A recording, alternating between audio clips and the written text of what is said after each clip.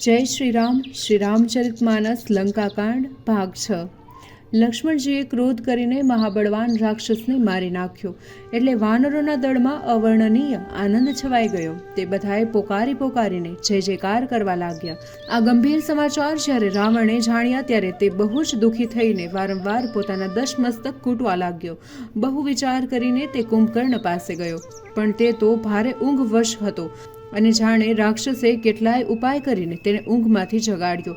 કુંભકર્ણ આળસ મરડીને માંડ જાગ્યો ત્યારે તેને પ્રચંડ દેહ સાક્ષાત કાળ જેવો લાગતો હતો। પોતાના ભાઈ રાવણને સામે ઊભેલો જોઈ તેને એક મોટું બગાસું ખાઈને પૂછ્યું કે હે ભાઈ, તમે આટલા બધા ઉદાસ કેમ જણાવ છો?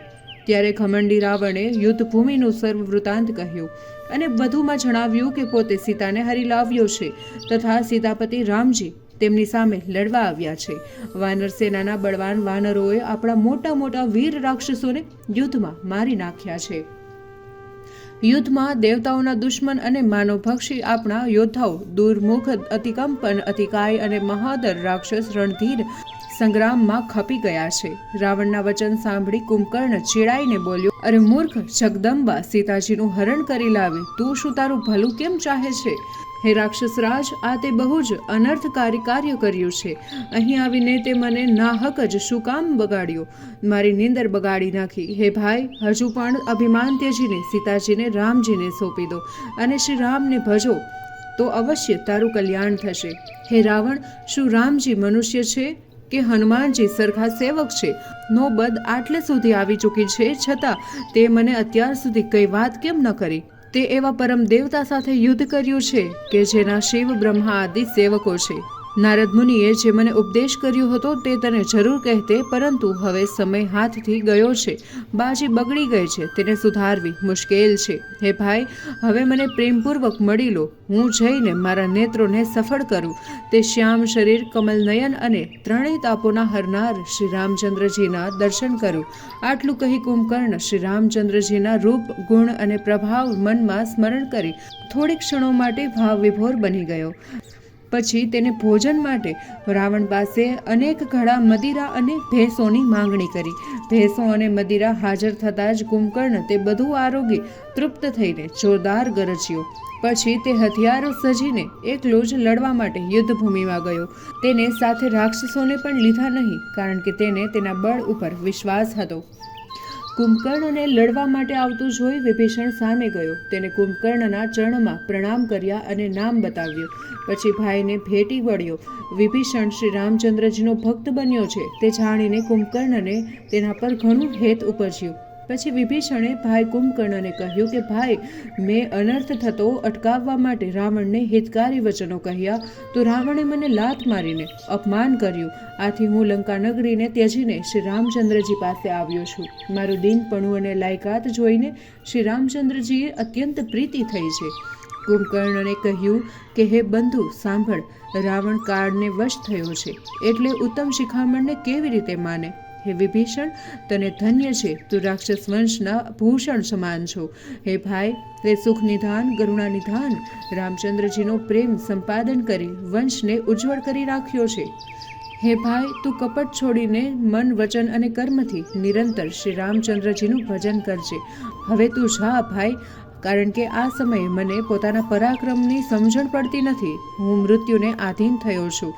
ભાઈ કુંભકર્ણના વચન સાંભળીને વિભીષણ તુરંત જ પાછા ફરી જ્યાં ત્રિલોકનાથ શ્રી રામચંદ્રજી હતા ત્યાં જઈ મસ્તક નમાવીને બોલ્યા, હે નાથ, પર્વત સમાન શરીરવાળો રણધીર કુંભકર્ણ લડવા માટે આવી રહ્યો છે।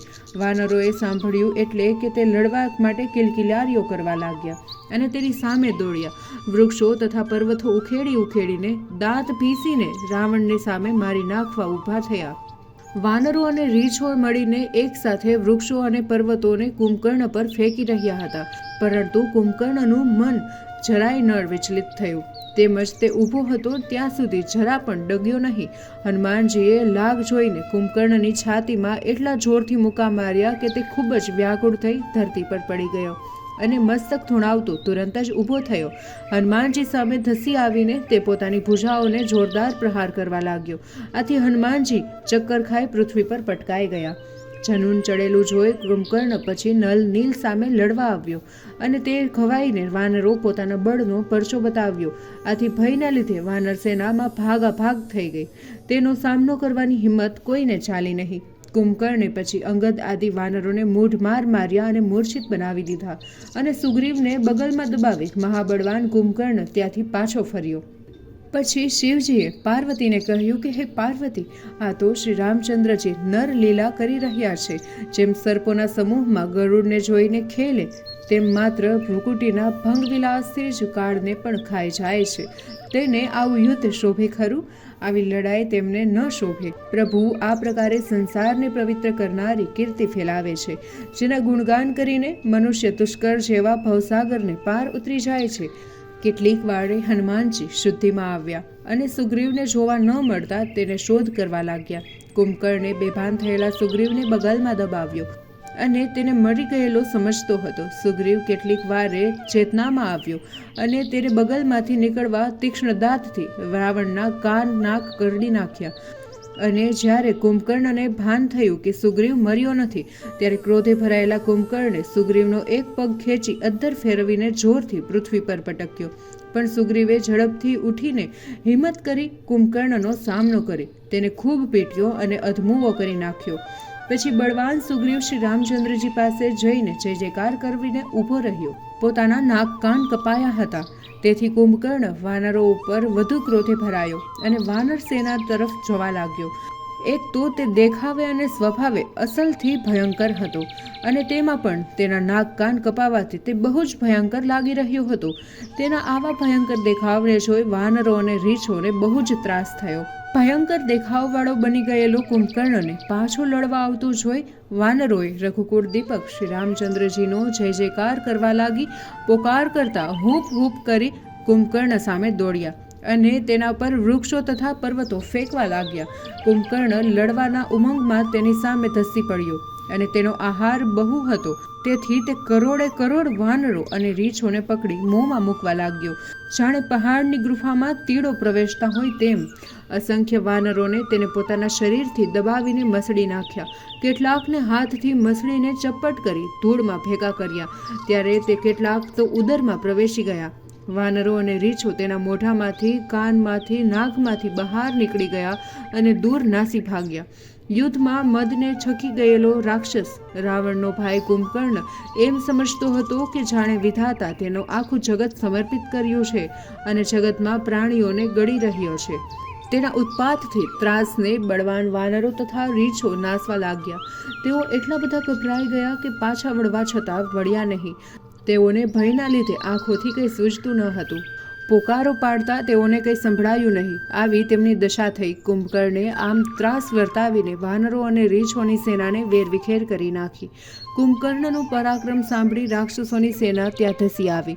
શ્રી રામચંદ્રજીએ સેનાને અસ્તવ્યસ્ત અને ગભરાયેલી જોઈ રાક્ષસની પ્રચંડ સેનાને લડવા આવતી જોઈ રઘુનાથજીએ પોતાના બળવાન યોદ્ધાઓને બોલાવીને કહ્યું કે હે સુગ્રીવ, હે વિભીષણ, હે લક્ષ્મણ, તમે જઈને સેનાની દેખરેખ રાખો.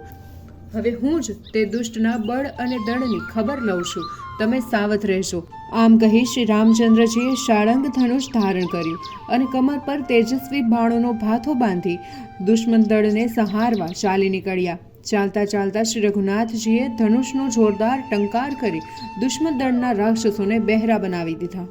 યુદ્ધભૂમિમાં જતાની સાથે જ તે સત્ય પ્રતિજ્ઞાવાળા શ્રી રામચંદ્રજીએ ઘણી ત્વરાથી 1,00,000 બાણ રાક્ષસો પર છોડ્યા.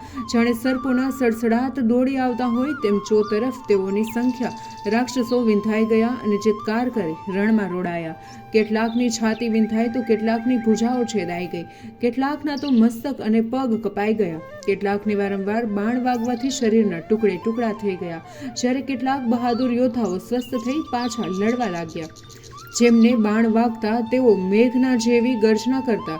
કેટલાક તો અસંખ્ય બાણો ફેંકતાની સાથે જ ડરથી નાસવા લાગ્યા. કેટલાક બાણો જેના મસ્તક પર કપાઈ ગયા અને તેઓ ઘડાની જેમ તૂટી ઘૂમવા લાગ્યા. બીજા રાક્ષસોને મારો, પકડો અને દોડો તેઓ પોકારતા હતા. પણ આ તો પ્રભુ શ્રી રામચંદ્રજીના બાણો હતા. એટલે જોતજોતામાં ભયંકર અસંખ્ય રાક્ષસો તેનો ભોગ બન્યા અને તે બધાય બાણો ભગવાન શ્રી રામચંદ્રજીનું કાર્ય આપમેળે ભાથામાંથી દાખલ થઈ ગયા. કુંભકર્ણ હજુ મરાયો ન હતો. તેને શ્રી રામચંદ્રજીનું પરાક્રમ જોયું. ક્ષણવારમાં તેને અસંખ્ય રાક્ષસોને મારી નાખ્યા. આથી રોષે ભરાયેલા તેને વાનર સેનાને હણવા માટે ગર્જના કરી. તેને તો પર્વતો ઉખેડીને વાનર સેનામાં જ્યાં યોદ્ધાઓ હતા ત્યાં નાખવા માંડ્યા. પરંતુ શ્રી રામચંદ્રજી અધવચ્ચે જ બાણ વડે તે પર્વતના ટુકડે ટુકડા કરી નાખ્યા. પછી કોપાયમાન થયેલા શ્રી રઘુનાથજીએ રાક્ષસ કુંભકર્ણને મારવા માટે તેના એટલા બાણ વરસાવ્યા કે જેમ વાદળના વીજળી સમાઈ જાય અને પ્રચંડ કુંભકર્ણના દેહમાં તેઓ પેસી ગયા. કેટલાક બાણો તો શરીરની આરપાર નીકળી ગયા કે તેને ખબર જ ના પડી. તેના કાળા શરીરમાંથી લાલ લોહી વહેતું હતું અને તેનાથી કુંભકર્ણ એવો શોભી રહ્યો હતો કે જાણે કાજળના પર્વતમાંથી ગેરુના ઝરણા વહી રહ્યા હોય. તેની આ અવદશા નિહાળી ત્યાં આવેલા વાનરો અને રીછો દોડવા લાગ્યા. તેને જોઈ કુંભકર્ણ ખડખડાટ હસવા લાગ્યો. તેને મહાઘોર નાદ કર્યો અને જોરમાં આવી વાનરોને પકડી પકડીને તેનો પૃથ્વી પર ઘા કરવા લાગ્યો અને રાવણનો જય જયકાર કરવા લાગ્યો. ફરી પાછો તેને જનૂન ચડેલો જોઈ વાનરો તથા રીછો જેમ વરુને જોઈ ઘેટાઓ નાસી જાય તેમ નાસવા લાગ્યા. શંકર પાર્વતીજીને કહે છે કે હે ભવાની, વ્યાકુળ થયેલા વાનરો અને રીછો કરુણ પોકાર કરતા નાસભાગ કરતા હતા. તેઓને લાગ્યું કે આમ કરીને આ રાક્ષસો વાનરકુળનું નિકંદન કાઢી નાખશે. તેથી શ્રી રામચંદ્રજી પાસે જઈને તેઓ કહેવા લાગ્યા કે હે શરણાગતને દુઃખ મુક્ત કરનારા, હે ખરના દુશ્મન, અમારી રક્ષા કરો. પોતાની સેનાના આવા કરુણાભર્યા વચન સાંભળી શ્રી રામચંદ્રજી ધનુષ બાણ ધારણ કર્યા અને તેની આગળ ચાલ્યા. ક્રોધાવેશમાં પ્રભુ એકલા જ આગળ વધી રહ્યા હતા. કુંભકર્ણ સામે જતા જતા શ્રી રામચંદ્રજીએ ધનુષની પણછ ખેંચી 100 બાણનું સંધાન કર્યું. તે એક સામટા બાણો છૂટ્યા ત્યારે દેહમાં ખૂંપી ગયા અને કોપાયમાન થયેલા તે બધા જોરથી દોડ્યા કે પૃથ્વી ડોલવા લાગી અને પહાડો પણ હલવા લાગ્યા. દોડતા દોડતા કુંભકર્ણે એક મોટો પર્વત ઉખેડીને શ્રી રામચંદ્રજી ઉપર ફેંક્યો. રઘુકુળ શિરોમણી શ્રી રામચંદ્રજીએ તેની ભુજાઓને કાપી નાખી. ભુજાઓ કપાવાથી રાવણનો ભાઈ કુંભકર્ણ પાંખ વિનાનો મંદરાચળ ગીરી હોય તેવો શોભી રહ્યો હતો. તેને વક્ર દ્રષ્ટિથી શ્રી રામચંદ્રજી સામે એવી રીતે જોયું કે જાણે 3 લોક ગળી જવા માંગતો હોય. તે અતિ ભયંકર ચિત્કાર કરી તેના મોઢા પહોળું કરી શ્રી રામચંદ્રજી સામે ધસ્યો અને આ વખતે અંતરિક્ષમાં રહેલા સિદ્ધો તથા દેવતાઓ ગભરાઈને હાય હાયનો નાદ કરવા લાગ્યા. પરંતુ શ્રી રામચંદ્રજી તો કૃપાળુ છે. તે દેવોનો ભય મટાડવા ધનુષની પણછ કાન સુધી ખેંચી અસંખ્ય બાણ છોડી કુંભકર્ણના મુખમાં બાણોથી ભરી દીધું. પરંતુ આ રાક્ષસ ઘણો હિંમતવાન અને બળવાન હતો કે તેને કારમી વેદના હોવા છતાં તે અડગ ઊભો રહ્યો. કુંભકર્ણ બાણોથી ભરાયેલા મુખે શ્રી રામચંદ્રજી પાસે દોડતો હતો અને તે વખતે પ્રભુએ તેને તીક્ષ્ણ બાણ મારીને મસ્તકના ધડથી અલગ કરી નાખ્યો. જોગાનું જોગ કુંભકર્ણનું કપાયેલું મસ્તક ઉડીને રાવણની રાજસભામાં જઈને પડ્યું. પોતાનો ભાઈ કુંભકર્ણનો ઘાત થયેલો જોઈ જેમ નાગના મસ્તકે રહેલો મણિ દૂર થવાથી નાગ વ્યાકુળ થાય તેમ લંકાપતિ વ્યાકુળ થઈ ગયો. ત્યારે બીજી બાજુ કુંભકર્ણનું મસ્તક વહેણું ધડ એવી રીતે જોરથી દોડ્યું કે પરિણામે પૃથ્વી ધસવા લાગી. તેથી શ્રી રઘુનાથજીએ ધડ ઉપર બાણ છોડીને તેના ટુકડે ટુકડા કરી નાખ્યા. કુંભકર્ણના ધડ બંને ટુકડા નીચે પડતાની સાથે જ તેની નીચે રીછો અને વાનરો તથા રાક્ષસો પોતાની નીચે દબાઈ ગયા અને પ્રચંડ અવાજથી તે પૃથ્વી પર પડ્યા. પરંતુ ચમત્કાર એવો થયો કે શ્રી રઘુનાથજીના મુખમાં તેઓ પ્રવેશીને સમાઈ ગયા. આથી દેવતાઓ તથા મુનિઓ આશ્ચર્યનો પાર ન રહ્યો. હવે શ્રી રામચંદ્રજીને વિજય મળવાની વાર ન હતી. તેથી અંતરિક્ષમાં દેવ દુદુંભી વગાડવા લાગ્યા. દેવતાઓ પુષ્પવૃષ્ટિ કરી સ્તુતિ કરવા લાગ્યા. તે વખતે જ તેમની પાસે દેવર્ષિ નારદ પધાર્યા. નારદજીએ અંતરિક્ષમાંથી શ્રી રઘુનાથજીને શૌર્ય પરાક્રમના ગુણગાન કરવા માંડ્યા. તે સાંભળી શ્રી રામચંદ્રજી અતિ પ્રસન્ન થયા. જતા જતા નારદજી એટલું જ બોલ્યા કે પ્રભુ, હવે સમય પાકી ગયો છે, માટે અધમ લંકાપતિ રાવણનો વધ કરો. આ સમયે પ્રભુ શ્રી રામચંદ્રજી યુદ્ધભૂમિમાં અત્યંત તેજસ્વી અને સોહામણા લાગતા હતા. અપૂર્વ અને અતુલ બળવાળા રઘુકુળ દીપક શ્રી રામચંદ્રજી ઘણા જ શોભી રહ્યા હતા. શ્રમને લીધે તેમના વદન પર પ્રસ્વેદના બિંદુ મોતી સમાન ચળકી રહ્યા હતા. કમળ સમાન નેત્રોમાં લાલાશ તરવરી રહી હતી. દેહ પર ઠેર ઠેર લોહીના ડાઘા હતા અને તે માણેક મોટી સમાન ચમકી રહ્યા હતા. તે બેઠા બેઠા ધનુષને બંને હાથે આમ તેમ ફેરવતા હતા. તેમની આજુબાજુમાં રંગબેરંગી રીછો અને વાનરનો સમુદાય શોભી રહ્યો હતો. તુલસીદાસજી કહે છે કે શ્રી રામચંદ્ર ભગવાન એ સુશોભિત છબીનું વર્ણન તો સહસ્ત્ર મુખોવાળા શેષનાગ પણ કરવા અસમર્થ છે. કૈલાશપતિ શંકર કહે છે કે હે પાર્વતી, રાવણનો ભાઈ કુંભકર્ણ અધમ અને પાપાત્મા હતો.